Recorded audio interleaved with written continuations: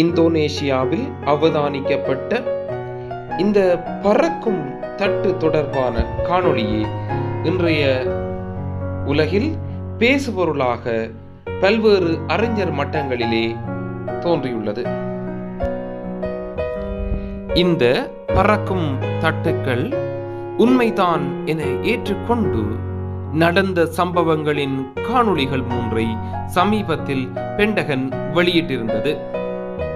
அதற்கு முன்னர் New York times பத்திரிகை அமெரிக்க கப்பல் படையினரால் எடுக்கப்பட்ட பறக்கும் தட்டு தொடர்பான காட்சிகளை நழுவவிட்டிருந்தது.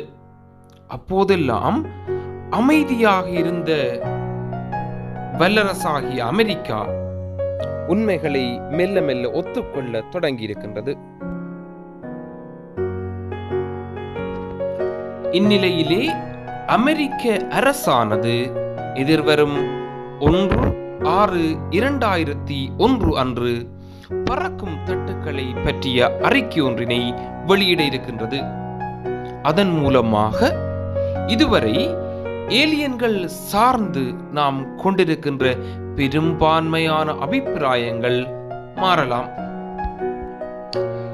இது இவ்வாறு இருக்க, அண்மையிலே வேற்று கிரகவாசிகள் பாவித்ததாக கருதப்படுகின்ற நோக்கியா கைத்தொலைபேசியினை ஒத்த கருவி ஒன்றினை தொல்பொருள் ஆராய்ச்சியாளர்கள் ஆஸ்திரியாவில் கண்டுபிடித்துள்ளனர். இதில் ஜூகுலிஃபோம் எழுத்துக்கள் பொறிக்கப்பட்டுள்ளன. இவை 1000 ஆண்டுகளுக்கு முன்னர் சுமேரியர்களால் உருவாக்கப்பட்டவை ஆகும்.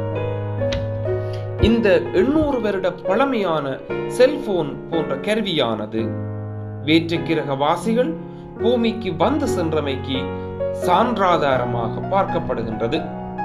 இந்த கண்டுபிடிப்பு வேற்று கிரகவாசிகள் பற்றிய மனிதர்களுடைய தேடலை அதிகரித்திருக்கின்றது. ஏரியா 51 வெளிமனிதர்கள் உள்நுழைய தடை செய்யப்பட்ட பகுதி. ஆம், இது அமெரிக்காவிலே அமைந்துள்ளது. இங்குதான் வேற்று கிரகவாசிகள் தொடர்பான ஆய்வுகள் மேற்கொள்ளப்படுவதாக மக்கள் கூறுகின்றனர்.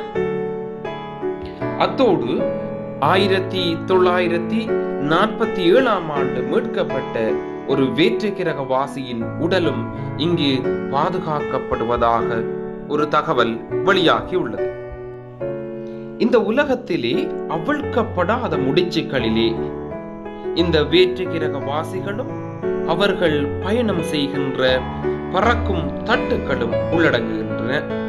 அவை விடை காண முடியாத வினாவாக அனைவருடைய மனத்திலும் சிந்தனையிலும் எழுந்து நிற்கின்றது. இந்த ஏலியன்ஸ்கள் இருக்கின்றார்களா இல்லையா? இதனை காலம்தான் தீர்மானிக்க கூடும். இப்படி நிறைய தகவல்கள் உங்களுக்காக காத்துட்டு இருக்குது. அப்ப இது தொடர்பா நீங்க மேலும் அறியணும்னு சொன்னா எங்களோட சேனலை சப்ஸ்கிரைப் பண்ணி விட்டுட்டு அந்த கீழே இருக்கிற பெல் பட்டனை தட்டி விடுங்க. Okay, bye bye.